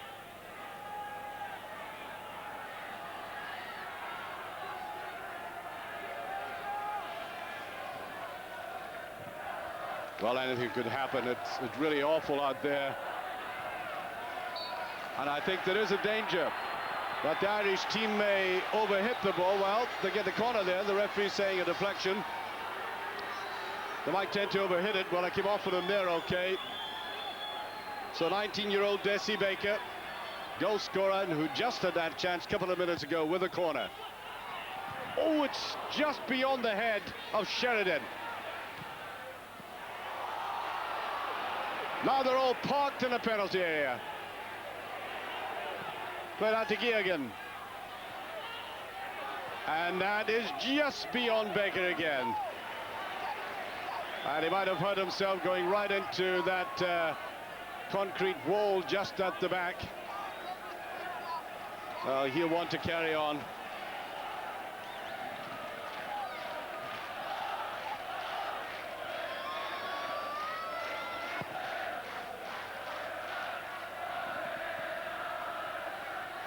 Well, unfortunately, our cameras are suffering from the rain as well. Nothing much we can do about that. A kind of look through a veil of rain at this. Rutherford, an enticing ball into the middle. And they just scramble it away again. Baker was in the middle of that, hooked away by Riley. And it is now as incessant as the rain. Just pushed away by Ray Montgomery. And I wonder at the age of 35, and in these conditions, a very heavy pitch out there, that these legs are now beginning to tire. There's the header at goal, and Lekovic coming forward there. Sheridan got right up. And again, Tony Sheridan played for Coventry City. In fact, made his league debut against Leeds United and made a great impression, Sheridan. That's number 9 in the Shelbourne side. Now that's the kind of play I was talking about from Nevin. Held on to it a little bit too much there, but he carved out that opening well. Now here's Finlay. Nevin. Simple little dab forward. And at least Kilmarnock keeping possession. Cute little ball again. Oh, an excellent tackle. Geoghegan came right across there. He had to make that.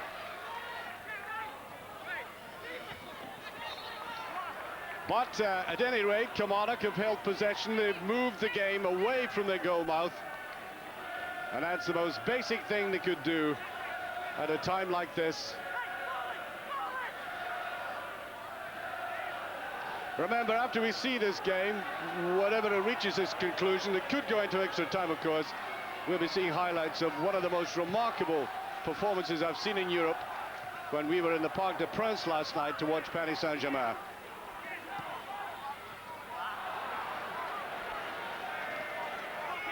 So,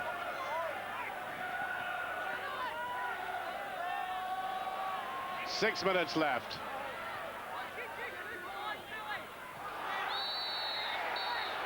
Well, they've tried everything they've done, the Irish, in this second half, and the referee has allowed the play to go on. It goes behind the goal.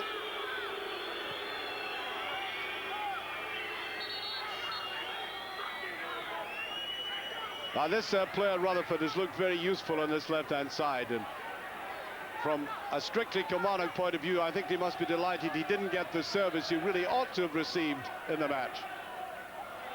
Well, they want him off. That close-up there gives you an idea of the drenching that this pitch has received.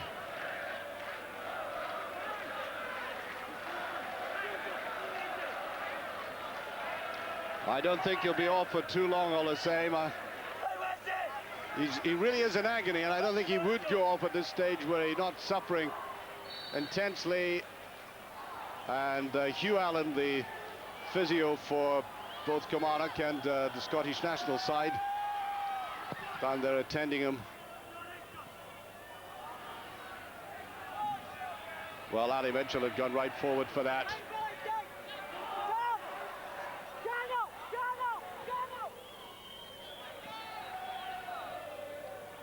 A little bit of wrestling going on between the two players. Now neatly picked up there. Nevin. Almost got through, and that's this excellent player Rutherford in this left-hand side, showing his defensive qualities as well.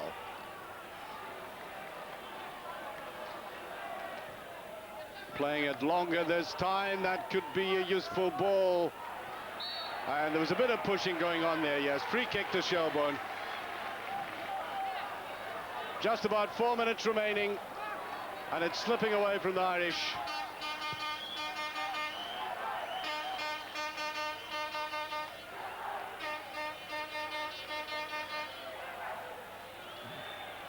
Mark Riley trying to nick in the inside. Given away. That eases the pressure again.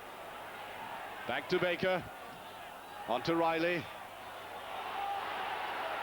Well, they're appealing for a free kick. The referee waving play on. It's picked up again by this dangerous player Sheridan. On it goes to the right-hand side. Gagan.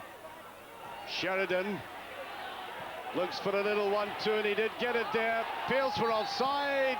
And I think the assistant referee right on the spot that time.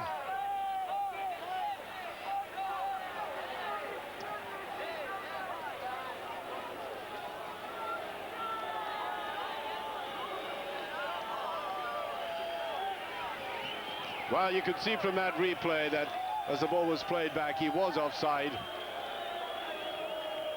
Now, it's been very physical right from the start. They expected this. Another Kilmarnock casualty down there, this time Riley. Oh, he is in agony. And I make it 3 minutes. There will be maybe 2-3 minutes of stoppage time.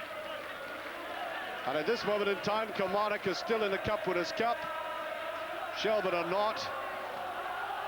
And the voices of the Ayrshire crowd are now beginning to be heard again. As I said, they've been a marvellous support.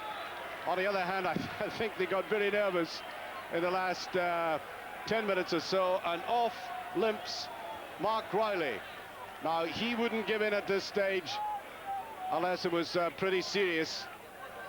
The one thing they would not want is to lose the shape. And that's why they have to hold on to the players while they can. The Irish making another substitution. It looks like Dean Fitzgerald who's coming on here. 21-year-old player. Hasn't made all that many appearances, only played 3 times last season. And that long straight ball into the Kilmarnock defence will just simply lend itself to straightforward defending as well. It's when the ball is played in the ground like this that they're turning out to be more dangerous. There's McPherson. Hooked away there by Scully.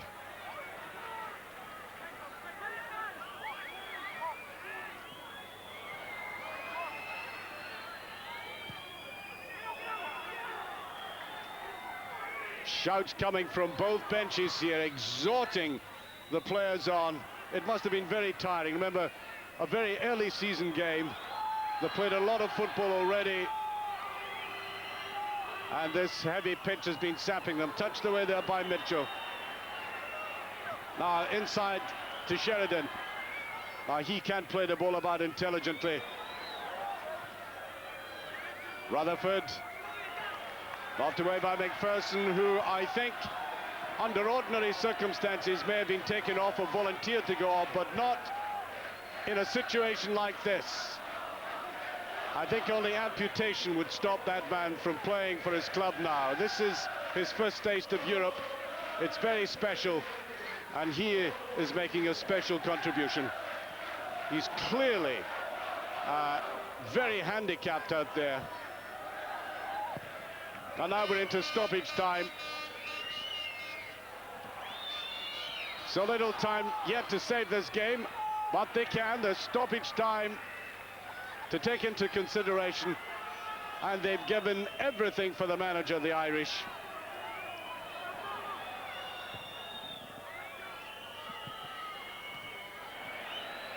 As I said, that long high ball into the Killie defence has been the least of their problems in this match. Down to Goff.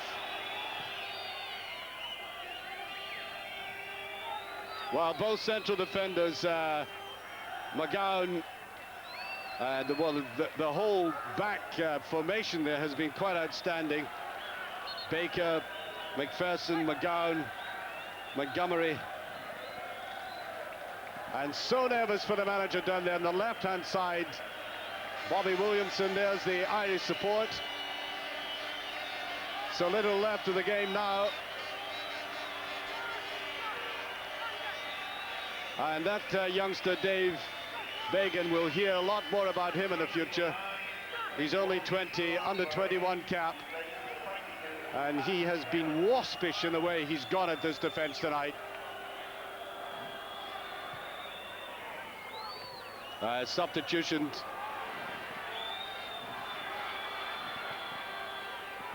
Now played out to Rutherford. Just shuffling the ball away, almost giving it back to him though. Excellent play by Rutherford. He's had a lot of football in him. And perhaps one of the surprises of the game, he hasn't had as much service. Off the referee that time. Bang goes his free pint of Guinness.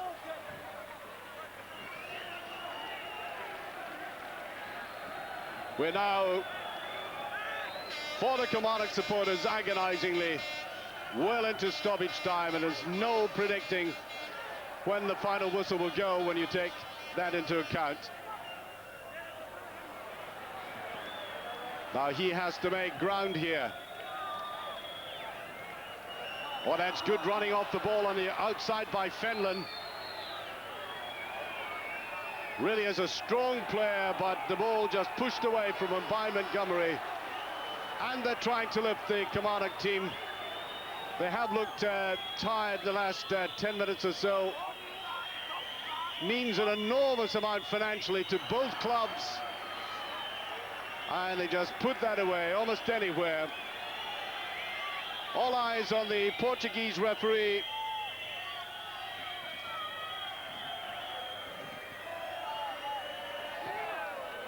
Just tucked inside. No free kick. And then the ball taken away. Mitchell. Putting it away down there. Brilliantly hooked back there. Campbell had to retrace his steps. Wonderful clearance that under real pressure. And now we're 3.5 minutes, as you can see, into stoppage time. Rain lashing down, windswept ground. And above it all, the roars of the Kilmarnock crowd trying to lift them for the last few seconds of this game. And there it goes. Kilmarnock go through and aggregate. And Bobby Williamson remains commendably impassive. Although I'm sure underneath that facade, he's bubbling. They've done it. Not the prettiest game I've ever seen in Europe. A hard slog. There's one of the great players, I'm sure, for the future of the Republic at national level, Daisy Baker, the man who snapped that goal. So, a draw tonight, and how valuable that first goal, that first marvellous strike by Jim McIntyre. That's what really led the way. Well, I spoke to Bobby Williamson, and he had prepared himself thoroughly for this game. And Robert Burns, whose poetry was established in Kilmarnock, once said the best laid schemes of mice and men gang after Glyve. But not tonight, they did. Perfect for Kilmarnock. From Archie McPherson, goodbye.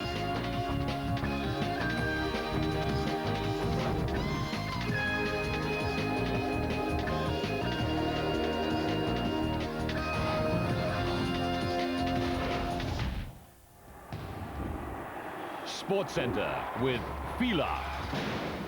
Sports Centre, I'm Simon Barlow. France are running away with the honours at the World Track Cycling Championships in Perth.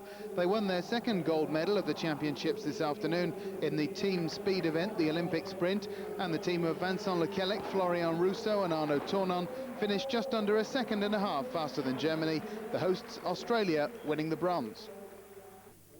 Olympic silver medalist Philippe Ermenot then gave France their third gold medal when he won the 4-kilometre pursuit. Ermenot an impressive winner as well, beating the Russian Alexei Markov in the final by more than 4 seconds. And that Ermenot's first individual world title.